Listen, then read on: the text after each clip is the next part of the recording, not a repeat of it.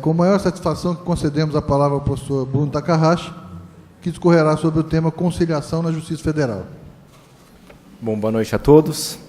Eu agradeço o professor Alaimer, em nome de quem eu cumprimento os demais integrantes da mesa. Agradeço principalmente o convite que me foi feito pelas alunas do terceiro ano, as estagiárias aqui presentes, estagiárias da Justiça Federal e alunas da UEMP, a Sara e a Renata, e atribuo o convite mais a uma relação de proximidade do que a algum mérito que eu eventualmente tenha. Enfim, agradeço a apresentação musical da banda Maria Joana, os Maria Joanas, desculpa, ao Dr. Brito pela apresentação do currículo, o Dr. Brito que sempre me recebeu bem, principalmente na visita que fizemos à usina de cana-de-açúcar aqui da região, Dr. Brito nos conduzindo bravamente, o único que estava de terno no meio do canavial, foi realmente um herói.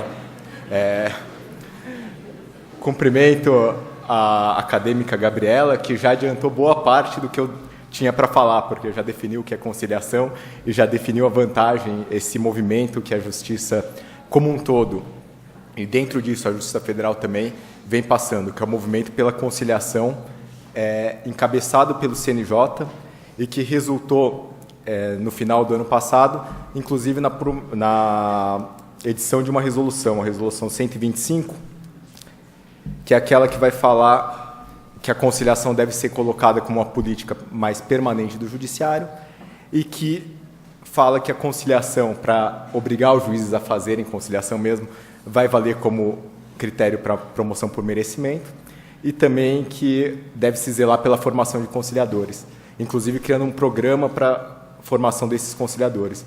Então, eu acredito que até no âmbito acadêmico a conciliação venha a ser mais desenvolvida a partir daqui. Então, o importante que a gente precisa ver é por que essa importância pela conciliação. Como foi salientado pela Gabriela, uma importância muito grande, e a primeira delas, talvez, foi dada nessa questão de desafogar o judiciário, que o judiciário tinha muito processo e a conciliação seria uma forma de acabar com essa crise numérica de processos do judiciário, o que alguns chamaram, em relação aos juizados especiais federais, do fracasso do sucesso, né? Que os juizados foram criados e, com isso, gerou um número muito grande de ações. E com esse número muito grande de ações, não sabendo o que fazer, muita gente viu que a conciliação seria uma forma do juiz não julgar, né? Eu lembro que eu acompanhei esse movimento da conciliação desde quando eu era procurador federal lotado no INSS. E como procurador federal, o que a gente sentia é que parecia que a conciliação era uma forma do juiz não decidir nada e, não decidindo nada, fazer o procurador trabalhar, porque o procurador que teria que fazer acordo, teria que analisar as coisas, o procurador que tinha que fazer uma proposta. Essa mentalidade está mudando um pouco. Depois que eu ingressei no judiciário, eu vi que não é só isso. Os fundamentos da conciliação eles mudam, não são só o fundamento que a Ada Pellegrini chama de fundamento funcional, que seria uma forma de desobstruir o judiciário mesmo, de fazer com que esse número grande de ações diminua. Tem também o fundamento que talvez seja o principal, que é o fundamento social. O fundamento social é a busca pela pacificação. É com a conciliação que se busca uma pacificação social. Não só resolver problema de processo, mas resolver problema de conflito. O que eu quero falar aqui, em relação ao problema de conflito, eu me valho de uma lição do professor Kazuo Watanabe, de uma história que ele conta, que é de dois vizinhos, né, sempre falam de conflitos de vizinho, de vizinhança, falando em relação a uma bananeira que um deles tinha e que as folhas dessa bananeira caíam para o lado do outro. E eles ficavam discutindo quem teria razão nisso, né? Se aquele que tem a bananeira tem o direito de deixar a folha crescer para o outro lado, ou se o vizinho do muro, quando a folha passar o muro, ele tem o direito de cortar. Entraram com uma ação judicial, depois de muito tempo, já a folha crescendo, a bananeira crescendo, o juiz decidiu que poderia cortar a folha. Então foi publicada a sentença, transitou em julgado, cortou-se a folha. E aí, aparentemente, o conflito estava resolvido. Até que no ano que vem a folha cresceu de novo, virou uma nova ação judicial. É isso que a conciliação tenta resolver. A conciliação tenta resolver o conflito e não o processo. É por isso que a gente ouve falar muito em lide.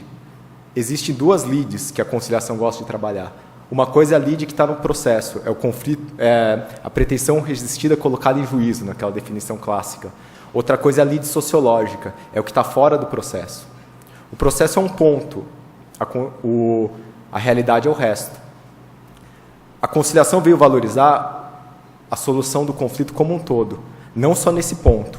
Veio valorizar também o que está fora do processo. É por isso que a gente tenta resolver não só a lide jurídica, mas também a lide sociológica. Parece um pouco abstrato, e eu vou tentar tratar da conciliação, mas trazendo para a realidade da Justiça Federal. Existe caso, por exemplo, que uma pessoa ela se sente injustiçada porque o INSS indeferiu um benefício, que é o caso mais comum. E aí ela fica com esse conflito interno. E aí o procurador em audiência fala, não, mas tudo bem, a gente dá o benefício para você, vamos fazer um acordo. E a pessoa fala, não, o acordo só não me interessa, eu fui humilhado, eu queria mais do que isso. E aí o procurador, o representante, pega e fala, então eu vou falar para o gerente, mandar uma carta de desculpas para você. E a pessoa fica satisfeita. Então nada impede da pessoa, de um acordo constar que o INSS pede solenemente desculpas pelo que aconteceu, não vai acontecer mais. Enfim, a questão é que não é só o que está no processo que interessa, também é o que está fora. Isso a gente nota bastante também em casos de sistema financeiro de habitação, que são os casos da Caixa.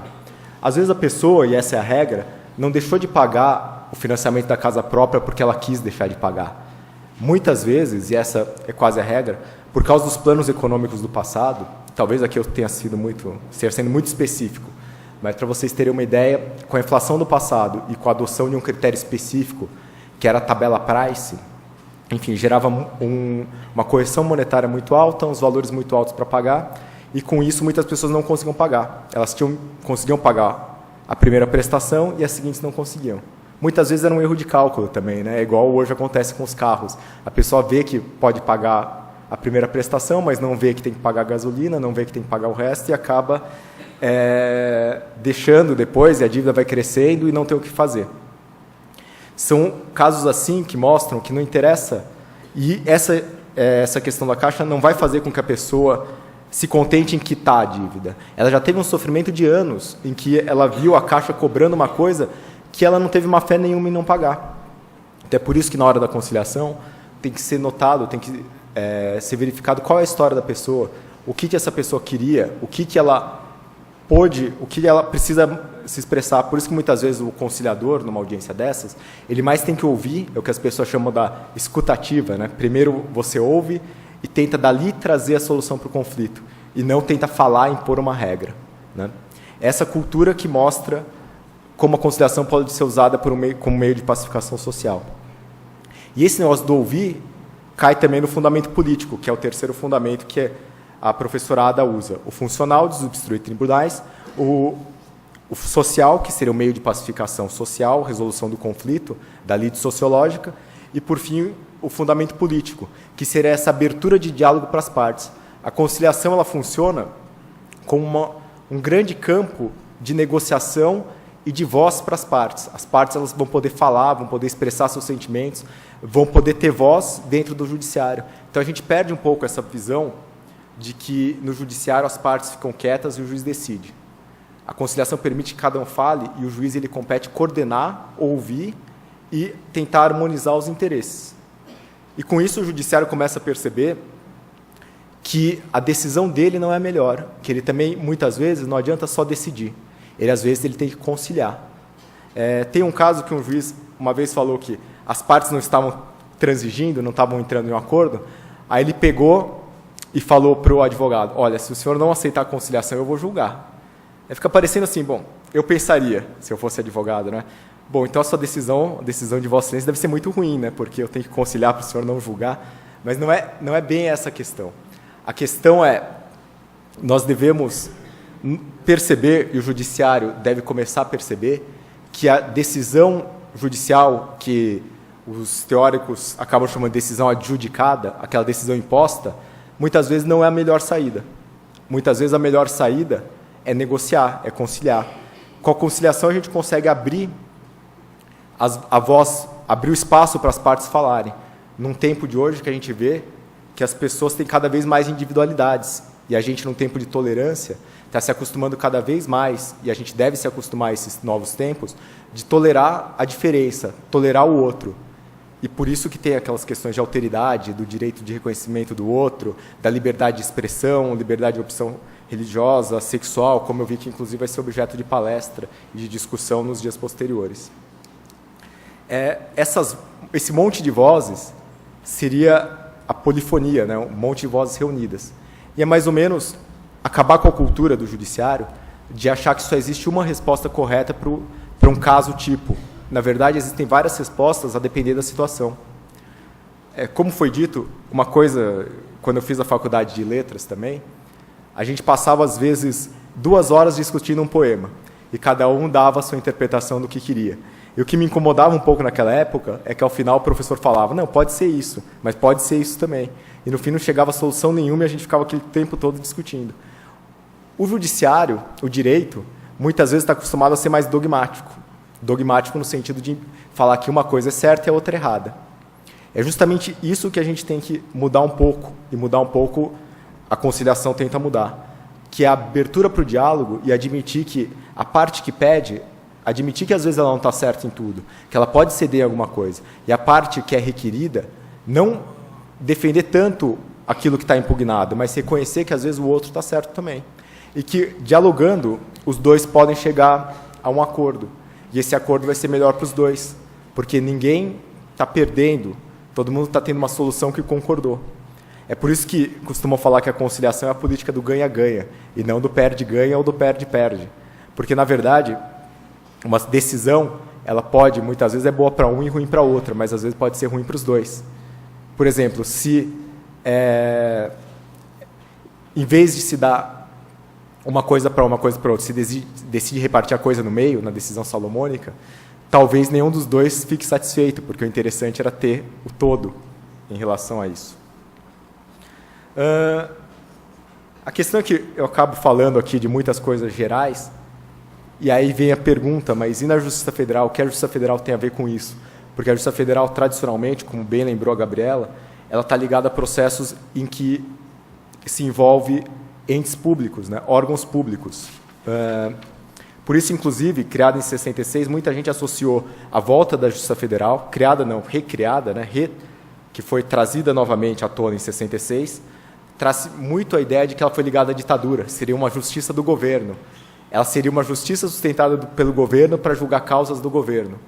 E, com isso, ela perderia até a imparcialidade, seria uma forma de valorizar as decisões que favorecessem só a fazenda pública e não o interesse público. Mas, com o tempo, isso foi verificando que não, que a Justiça Federal acabou virando uma justiça social, principalmente depois da criação dos juizados especiais e desse crescimento bem considerável de ações previdenciárias. É por isso que a questão que fica é se é possível não conciliar